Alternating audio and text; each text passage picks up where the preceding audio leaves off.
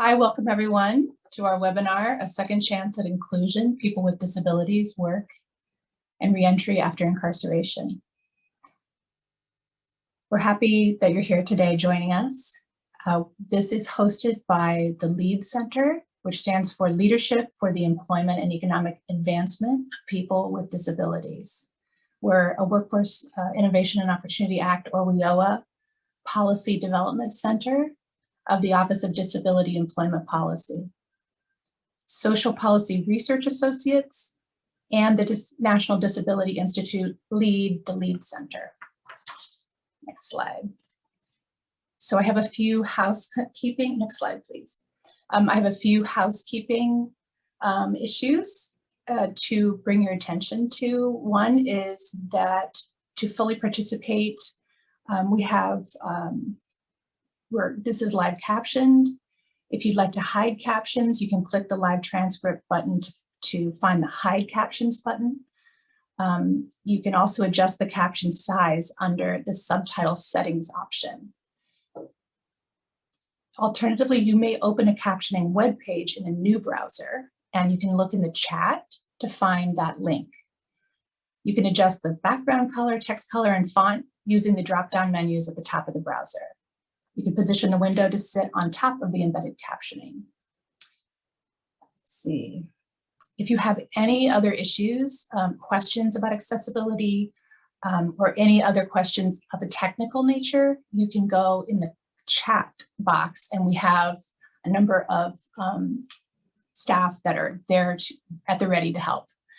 If you have any questions for all of us as participants and speakers, you can put in the Q&A. So there's two different places you can go.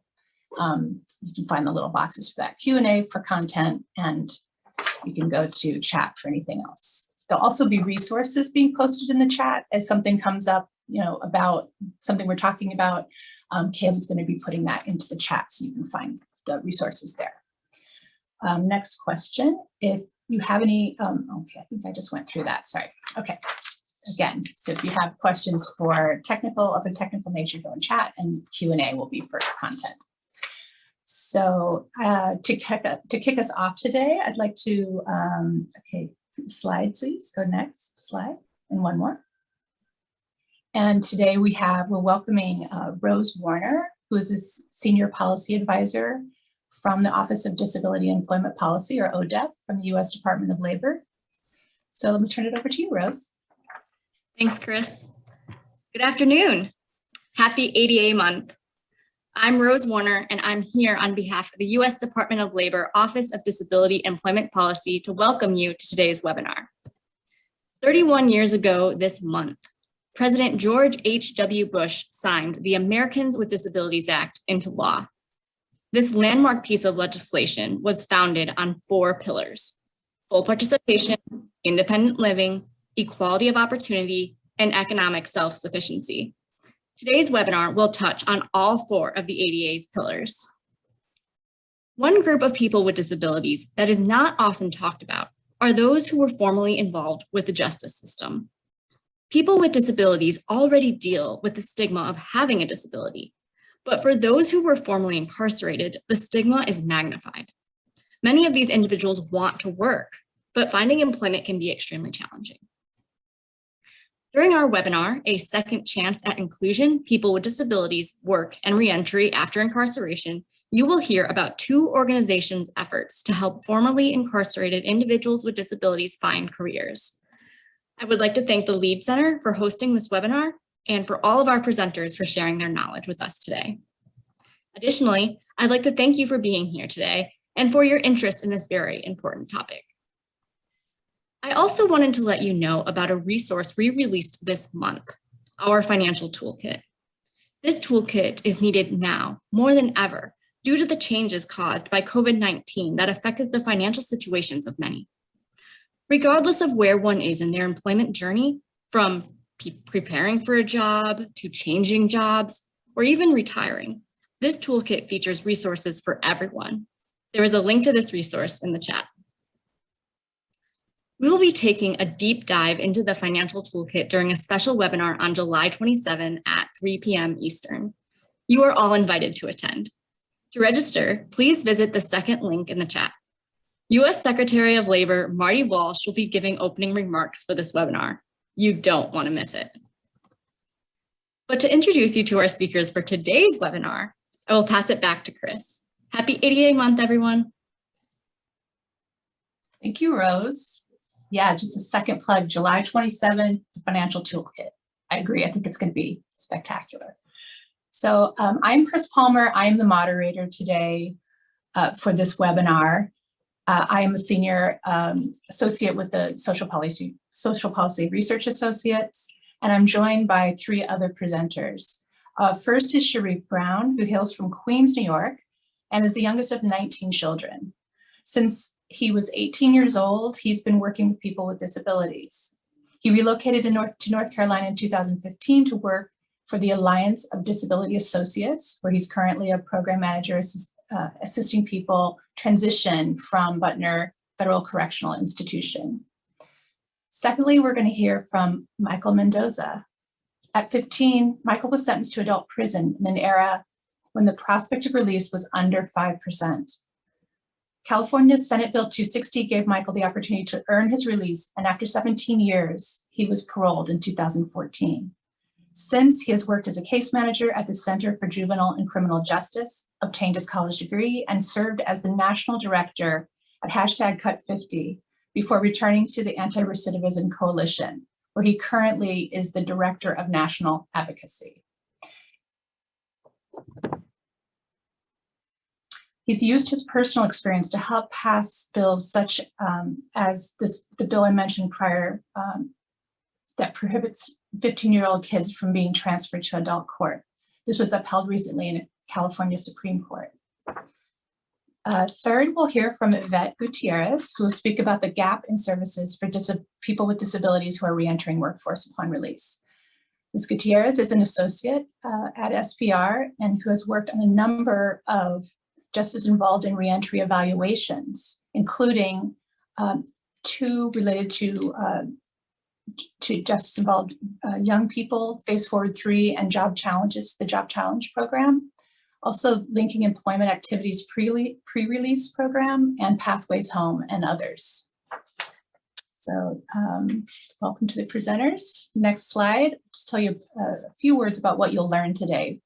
They will be focused on, our speakers will be focused on practices that support employment and reduce recidivism, returning to incarceration, avenues for partnering and collaboration, inclusion and service gaps, and advocacy and inclusion opportunities. Next slide. I'll give you now just a few slides on the context in which we're going to be talking about these issues. So according to the Prison Policy Institute, over 90% of formerly incarcerated people are working or want to work. Next slide, please. About 32% of prisoners and 40% of jail inmates have a disability. This is compared to the population at large, where 26% of adults have some kind of disability. So people with disabilities are overrepresented in the justice system. Next slide. In terms of scale, millions of people with disabilities are coming home from prisons and jails in need of work and a second chance every year. Now I'm going to turn it over to Sharif to talk about second chances he's facilitating every day with his work in North Carolina. Welcome, Sharif. Thank you very much. I appreciate the opportunity to express the need for what we have going on here at ADA-NC. I appreciate the opportunity to push the envelope forward for reentry, and especially for individuals that have disabilities. So the agency that I work for is called Alliance of Disability Advocates. We are located in Raleigh, North Carolina. There are 5 counties that we serve. We serve Wake County, Durham County, Johnson County, Franklin, and Orange. Those are the 5 counties that we serve. And we are considered a center for independent living. And what that is, it's a nonprofit organization that specializes in giving free services for individuals that have disabilities, seniors, and veterans. We are federally funded, which allows us to give all of the resources and the services for free. As you can see there, that's how we are currently constructed, with a few other people that are not in that picture. But the great thing about being a center for independent living, as you can see, is that we offer independent living skills that include travel training. It can include budgeting. It can include learning how to cook, self-care, anything except showering and grooming. We offer connections to housing and employment, clothing, food, benefits advisement, and that's for any individual that is currently receiving SSI or SSDI and they want to work and they're not sure how that's going to affect their check. We have certified specialists on staff that can help them with their benefits. We offer behavioral and mental health supports or connections. And the greatest thing that we have peer support. Due to the fact that one of the requirements for a CIL, a Center for Independent Living, is that 51% of the staff have to have a disability, and then 51% of our board of executives has to have a significant disability. So we have individuals with disabilities helping other individuals with similar disabilities. Next slide, please. Essentially at ADA, one of the main things that we have to do is transitions, and I'll get into that in a second. So what we offer is positive support, non-punitive. Essentially, we are dedicated in meeting an individual where they are. There are no consequences for individuals that enroll in our reentry program, and it's all about positive support. The greatest thing is that we were able to incorporate and give birth to a phrase called an IRP, which stands for an individualized reentry plan. And with that plan, I was able to go into Budnik Federal Compound, which is a federal prison here in North Carolina that houses over 3,000 inmates and is essentially 5 prisons in one. And with the IRP system that I incorporated, my recidivism rate was only 2% out of the 200 that I assisted.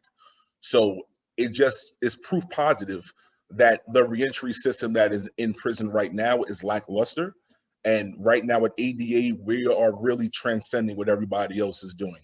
So we have pre and post-release services like I alluded to.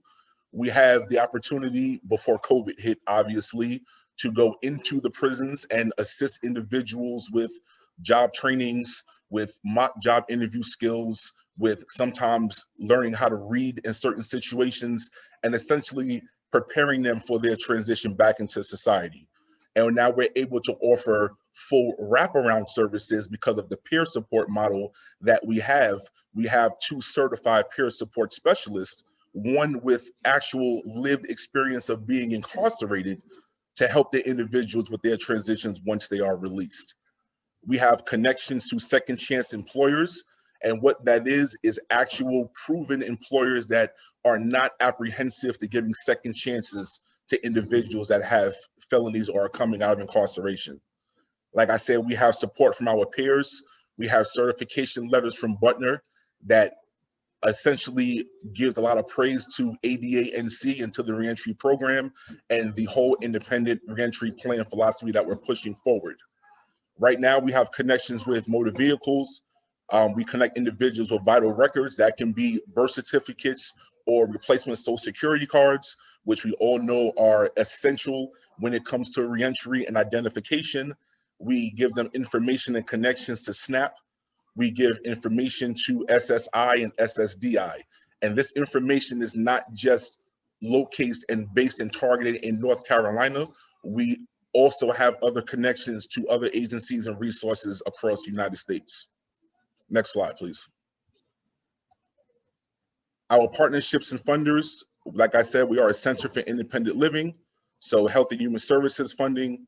We are currently working on a state grant with the North Carolina Council on Developmental Disabilities, who saw the model that we were using on the federal level and gave us a grant to work this on the state level, as there is a high number of individuals that self-identify with having either an intellectual disability or a developmental delay while they're incarcerated. So we are working on trying to assist them with their transitions with the individualized reentry plan to assist them with what they need to make their reentry successful. due to the fact that their program is so successful, probation and parole has also reached out to us, and they are also sending us referrals to help them with their individuals.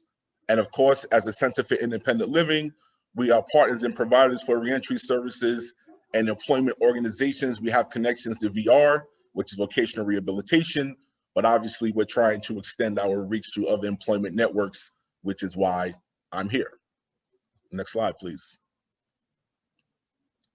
Our hopes in the future is obviously we want to connect more of the disabled population in our reentry communities with positive supports. Reentry isn't just based upon the individual getting out, it's also based upon the community that they're going into. We have to have communities that are going to be acceptable for individuals coming in and are not going to be biased and give individuals second chances, honest second chances for their reentry. For instance, for most individuals that people that don't know, in Budnik, there's over 1,800 individuals that get released into North Carolina. And out of that 1,800, at least 40% of them have a disability. So this just goes to show you that there's an extreme need for employment needs and everything else like that. And obviously, we are trying to do a larger scale program to reach more individuals across the United States. And we're trying to tailor our services with workforce and development programs that are going to include individuals that have a disability and are also based upon reentry. Next slide, please. And that's all for me, so I will pass it on. Thank you very much. I appreciate everybody. Thank you so much, Sharif. And we'll have, I just want to remind everyone, if you have any questions for Sharif, there will be time for that. And you can put those in the Q&A section, and then we'll be directing those back to the speakers. So now we will hear from Michael Mendoza. Take it away.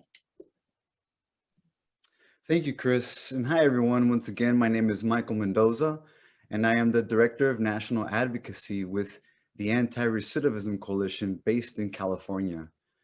Our organization does several things. One, we provide direct services, not only in Los Angeles, California, where we are headquartered, but also in Sacramento, California. Direct services range from life skills, trauma-informed care, therapy, and especially job placements and educational opportunities.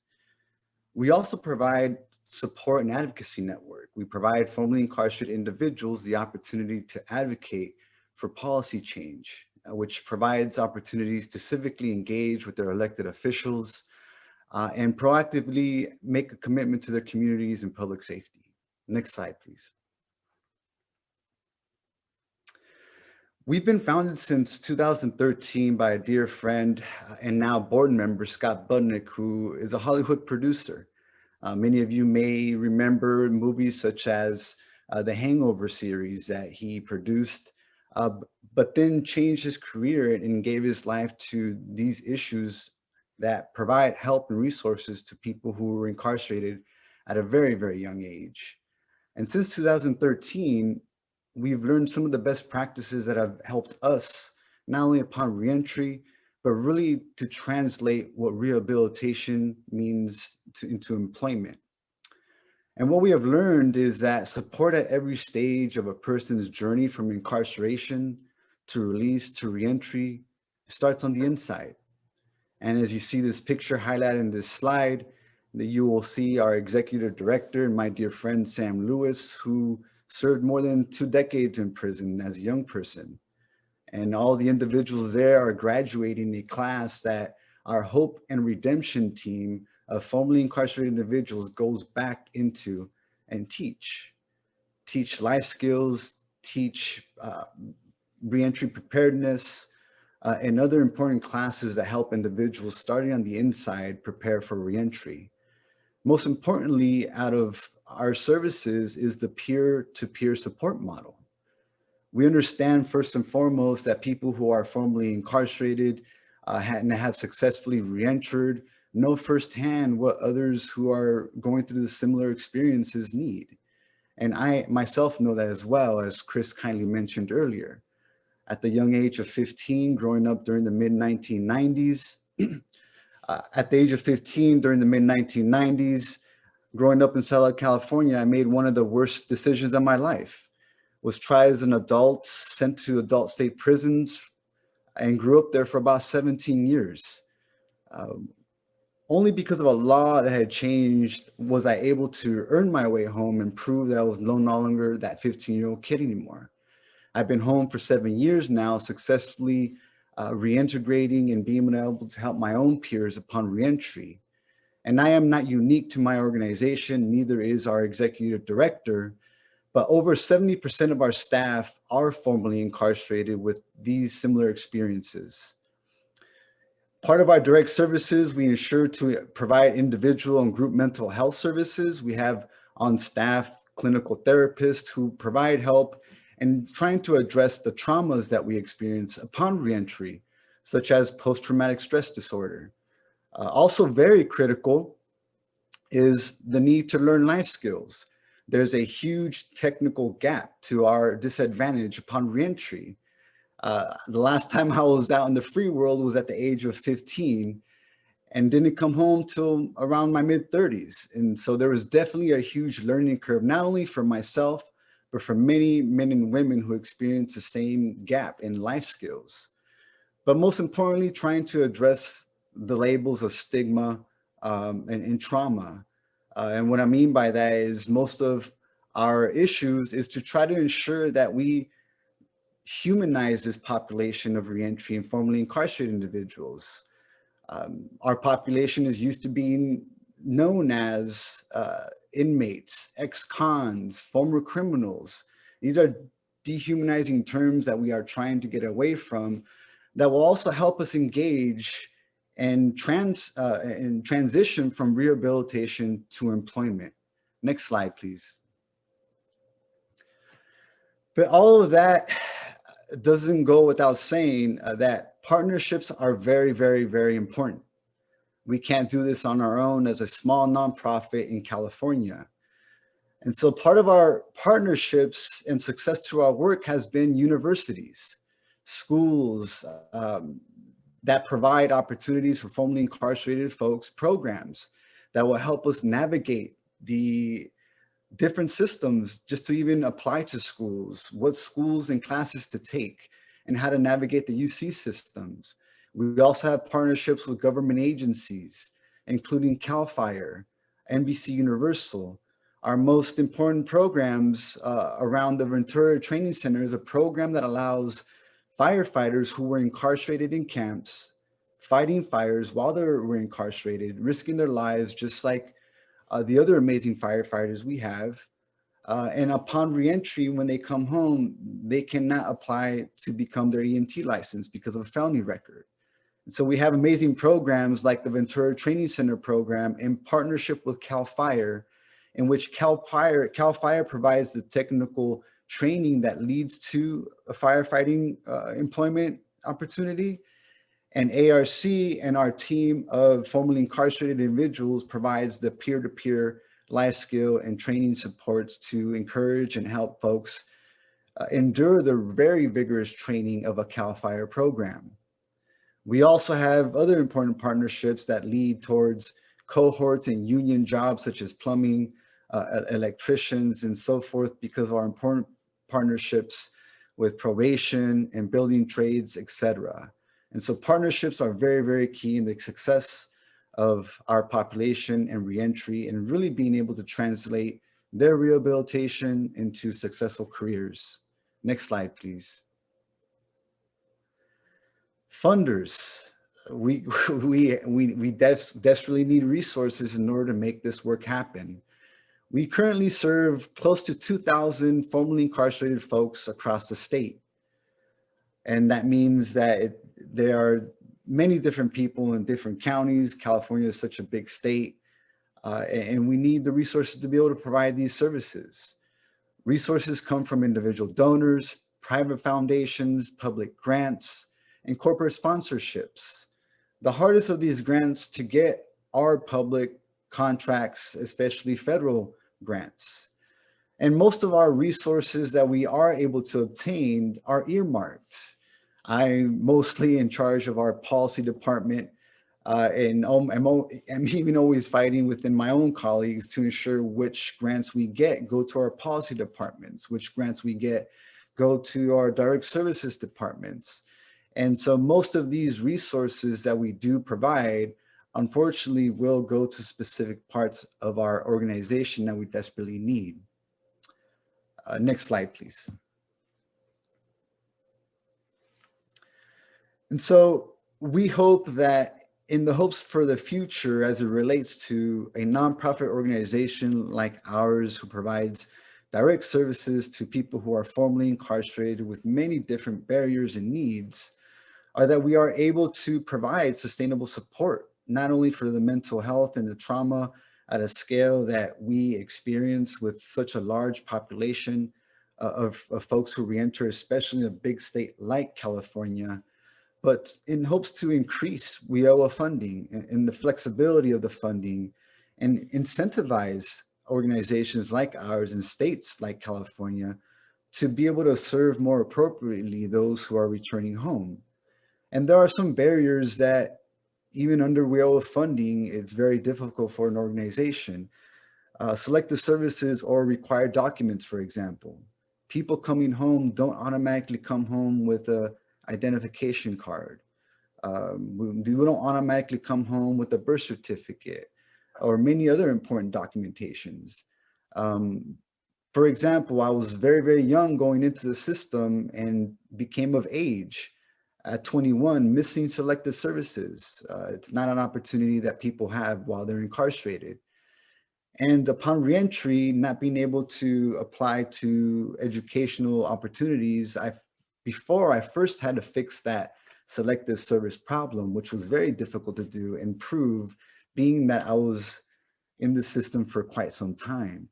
And so that's a normal barrier that most people face upon reentry, is the lack of documentation, the missed opportunity of selective services, that we as an organization do not penalize people coming home because of the lack of documentation. We still continue to provide these services in hopes that we can receive resources and hopefully make the change for the better. Thank you. Thanks so much, Michael. Now we'll hear from Yvette Gutierrez from Social Policy Research Associates. Take it away, Yvette. Hi, everyone. So I'll start us off here by just talking a little bit about some of the evaluations that we've conducted. So we've evaluated the reintegration of ex-offenders, or REXA program funded by USDOL, the Second Chance Act Adult Demonstration Program funded by USDOJ, the implementation of the Linking to Employment Activities Pre-Release or LEAP grants also funded by USDOL, as well as the evaluation of USDOL grants serving youth offenders, and many, many other evaluations that I won't mention.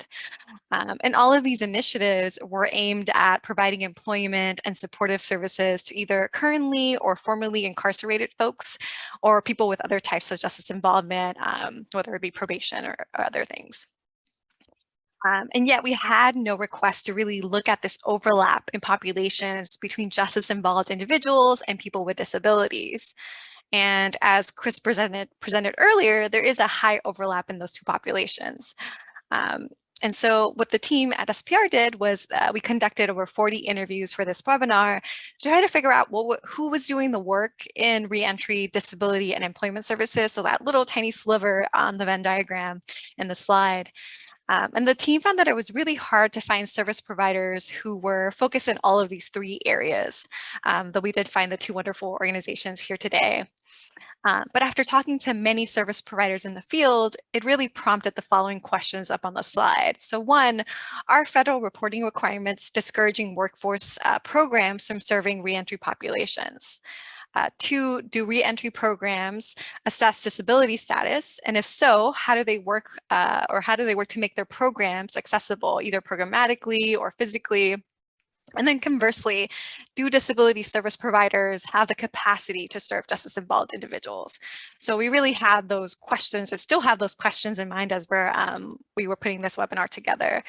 And so I'm excited to have a discussion about those things and other things. Back to Chris.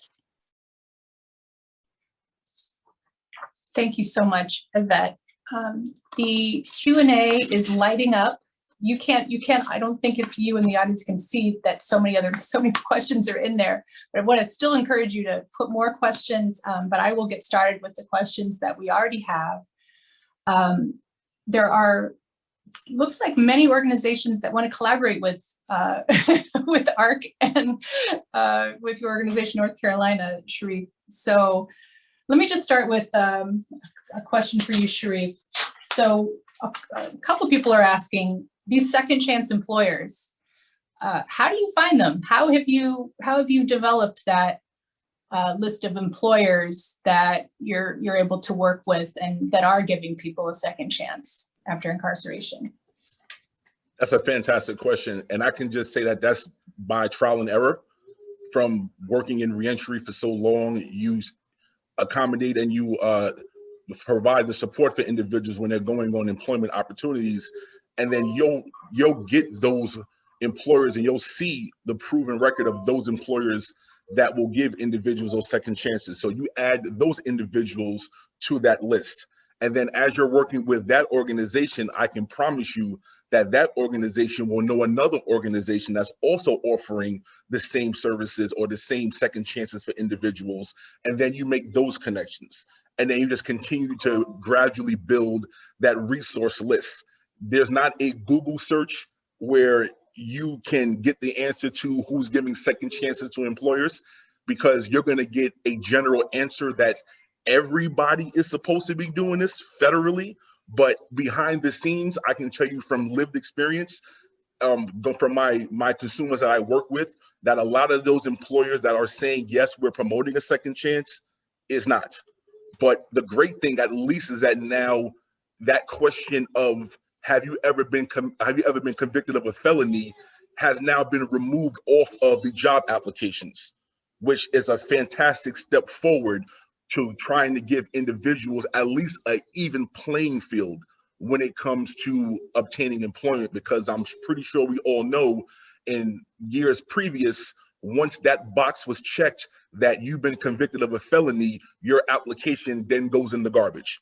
It doesn't matter anything that comes after that. So with the advocacy to have that removed, and now it is, and then at least trying to compile a list of those employers, then that's how you get that list. But the list that I have, they're national employers, not just based in North Carolina. So they can have corporations in other states as well. So that's how I got my list of employers that I know give second chances. Mm-hmm. Are there any of those big employers that you might share with us that might be in other places? Sure. Target is a big one. Mm-hmm. Sears is a big one. Most department stores are really big on second chances. Most, I'm not going to say fast food places, but most restaurants will give second chances to individuals. And keep in mind that, especially when it comes to individuals coming out with a disability, these organizations that are giving these opportunities for employment are also federally regulated or required to give reasonable accommodations to assist that individual with the disability so that they can maintain that employment. Because sometimes getting the employment is the easy part, and then not being able to fulfill the job duties is always the most difficult one, which then gives the employer the out to fire that individual. So now with the advocacy of these reasonable accommodations in conjunction, like I said, with the removal of that question on the application, the opportunities for individual second chances and disabilities to gain sustainable employment, fortunately now, is on the rise. Thank you, Sharif. Thank you. Anything you want to add to that, Michael, in terms of, you know, second chance employers and anything that I know ARC also does services, provides employment services, and wonder if you might comment on how your organization reaches out and establishes those relationships. Yeah, great question. And I mean, my colleague Sharif answered it amazingly. I think the only thing I would be able to add as it relates to our organization is that our board members and our executive director do a great job networking and using the power of our partnerships that we do have to extend out to CAL FIRE, probation, even folks just such as NBC Universal. But I think what most importantly what allows us to create successful partnerships is bringing folks that are directly impacted to the table in these conversations that have successfully gone through reentry.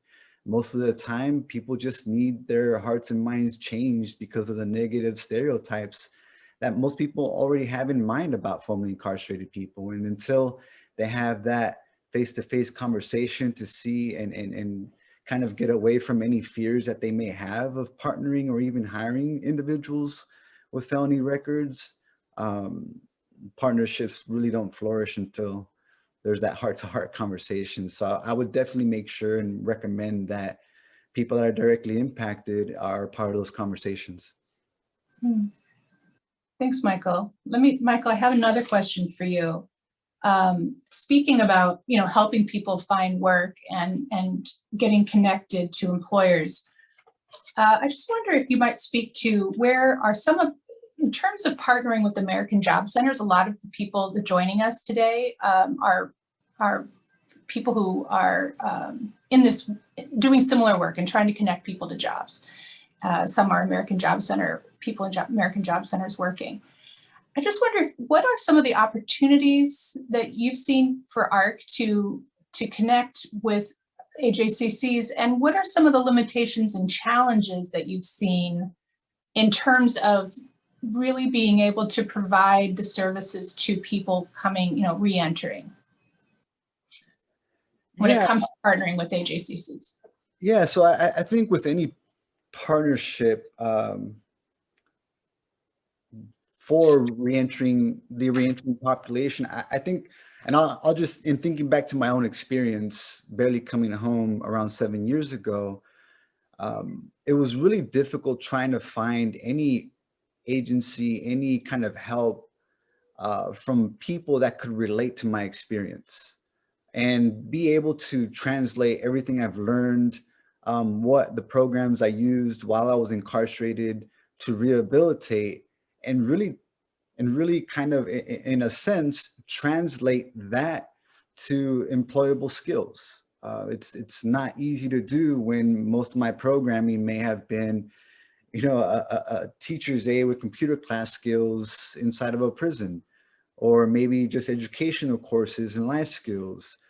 There's no real way of being able to translate that upon reentry in any level, unless, you do have people who have been through those situations and have successfully come home that now recognize how to translate, what rehabilitation looks like and how folks can get into job trainings with that. And so I guess what I'm trying to say is, for us, the peer-to-peer model is very, very important. And what I would recommend for any partnership is to connect with organizations that have formerly incarcerated individuals working there that understand what the direct needs are.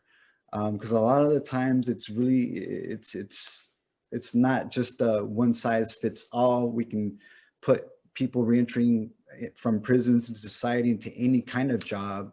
It doesn't work that way, unfortunately, because of disabilities, because of traumas, because of the lack of life skills. And so I just really would recommend the networking opportunities and even hiring formerly incarcerated people in your own organizations or within your own work that can help kind of translate what the population needs. Thank you, My Michael. apologies. I'm back. I got my cat knocked my Wi-Fi out, so my apologies.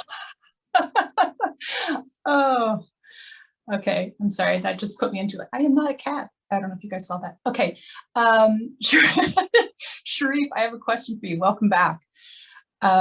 Michael was just telling us some of the challenges and limitations and opportunities to partner with American Job Centers. As you know, we have a lot of people on our webinar today that work in job centers. So maybe you could tell us a little bit about some of the, what are some of the limitations and challenges in partnering, and what would it take, to do that?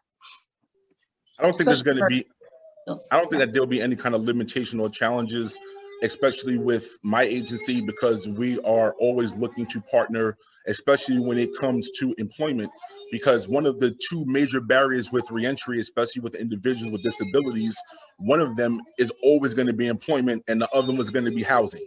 So if we have the opportunity to partner with employment networks to maybe make that transition into employment easier, there will be no barrier as far as that goes. The only limitation I would say would probably be location, because obviously we're in North Carolina, and I know there's a people around the country that's watching this webinar. So obviously, if we would not turn down any partnership with any employment network anywhere in the United States, because like I alluded to in the presentation, we have justice involved individuals that are being released across the United States.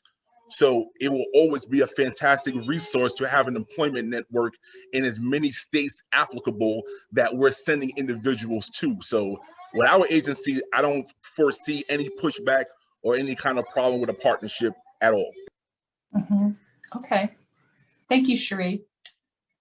I have one here for Yvette. Given you've done so many evaluations and worked in this space, what does it take to do the in-jail workforce services well? Sure. And I also saw a similar question come in the Q&A, so hopefully I can answer both of them. So I'll share a little bit about what we learned in our LEAP study, which was a study that included 22 jail sites around the country that were providing both pre-release and post-release services. And I think one thing that we learned is that the setup is really important.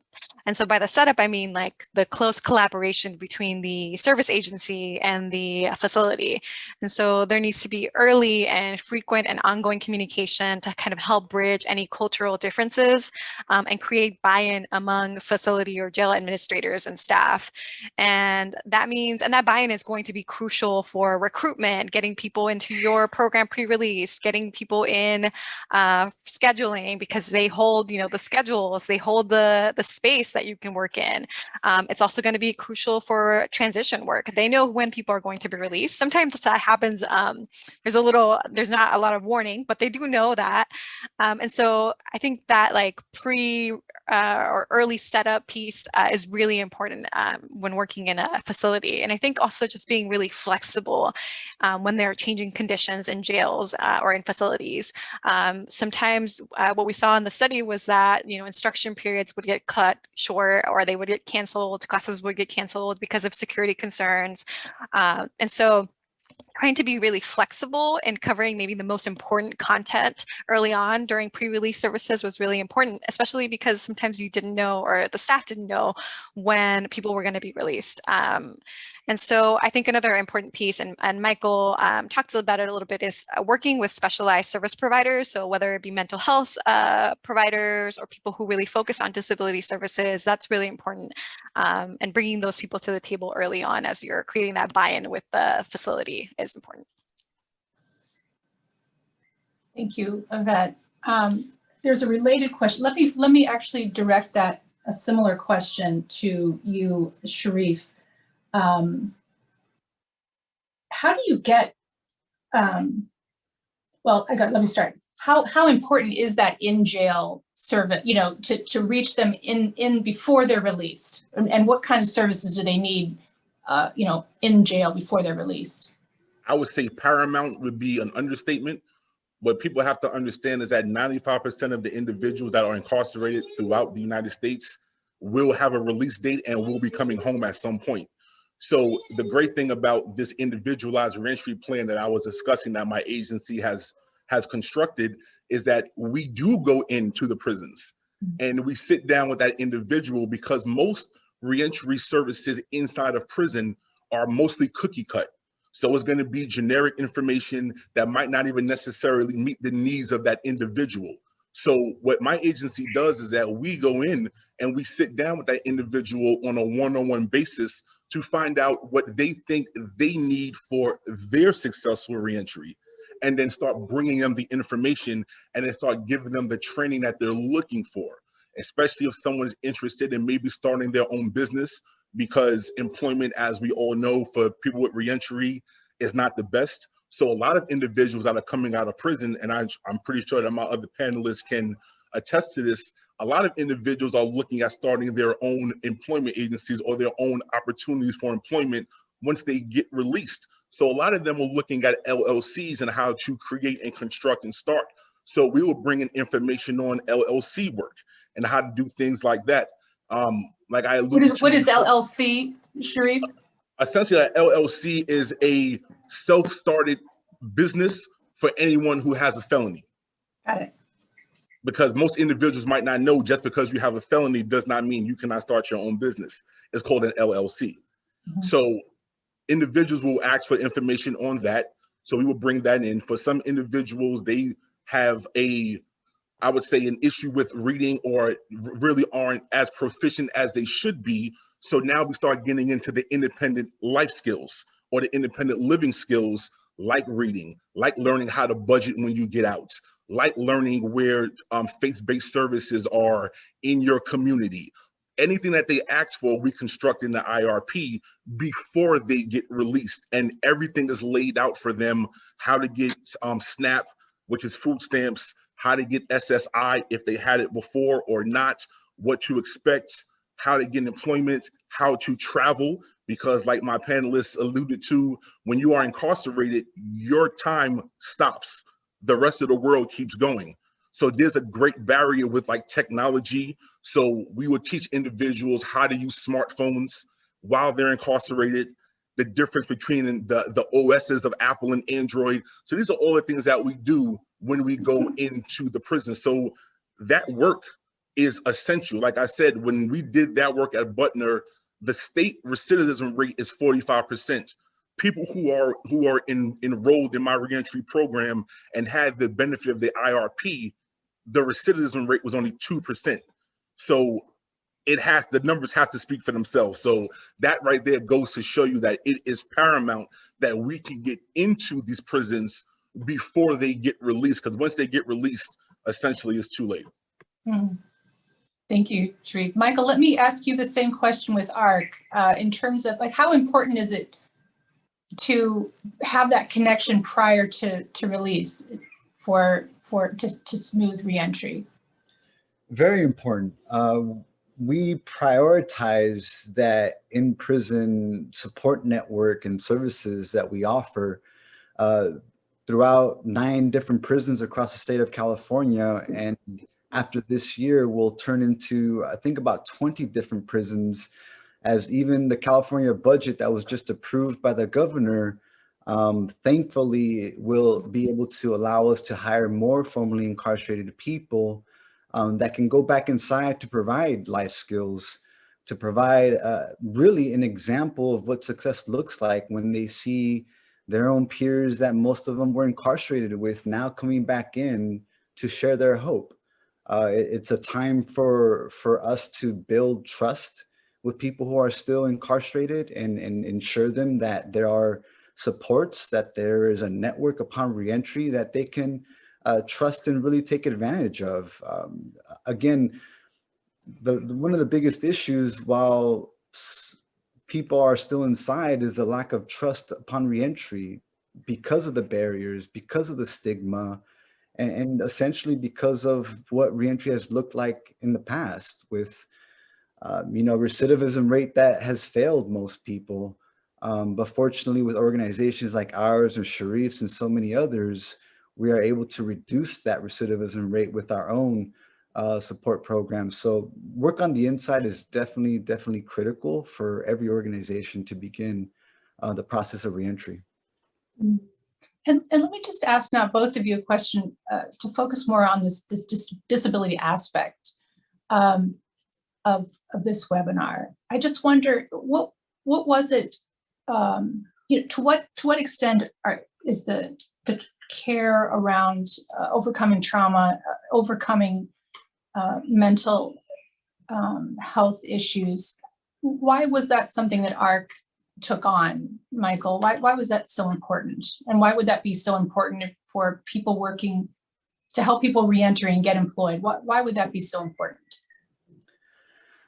One of the reasons that we really prioritized hiring a staff of therapists for several reasons. Obviously, people who have done an extensive period of time or even just a day experiencing incarceration, arrest, And all those things will come with trauma, whether it's post-traumatic stress disorder, anxiety, and other issues that make it more difficult upon reentry, compounded on top of the dehumanizing narrative.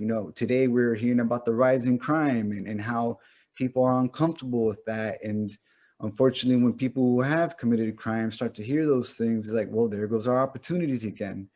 And so there's just trauma on top of trauma that incarceration imposes on human beings, where it becomes very, very critical to provide therapy, to provide these services, while at the same time providing life skills, providing job opportunities. It has to go hand in hand when we have a dehumanizing system, not just for the people that have committed harm, but for their families who are still living in communities, and for the victims of crime as well. And so there's a huge need to provide trauma-informed services, especially if we want to ensure that people coming home become productive and law-abiding citizens, where they can know how to cope with all the trauma that's involved with incarceration. Thank you, Michael. And let me ask you, Sharif, relatedly, you are a Center for Independent Living. And I know, as I think many may know that are on the call, that there are, I don't know, many CILs, Centers for Independent Living, all over the country. So I just wonder if you could say more about, could more CILs be collaborating with organizations that are serving reentry populations, or could people that are reentering get support from their local Centers for Independent Living? Just wonder I know you guys have been pioneers in this, like what advice would you give to people that want to partner, find more support, or start doing these services if they are CIL? Well, that's definitely a great question. One of the 5 core things that we have to do to be a CIL is transitional services. Now, how that is unwrapped is based upon the vision of the board of directors and the executive director and their leadership. Currently, right now, out of all the CILs across the United States, we are the only CIL that is doing any kind of pre-release and post-release full wraparound transitional services for individuals that are either incarcerated or were formerly incarcerated at some point. So right now, we're the only ones that are doing it. So like you said, we are pioneering and pushing this forward. As far as partnerships go for individuals or organizations that have CILs in their area, I would say just call them up. You can Google CIL in whatever state or whatever town that you're in. And I'm not saying that there's going to be a CIL that's going to cover every county for every state in the United States. You will find out that there's going to be a grossly underserved population when it comes to CIL disbursement across the United States.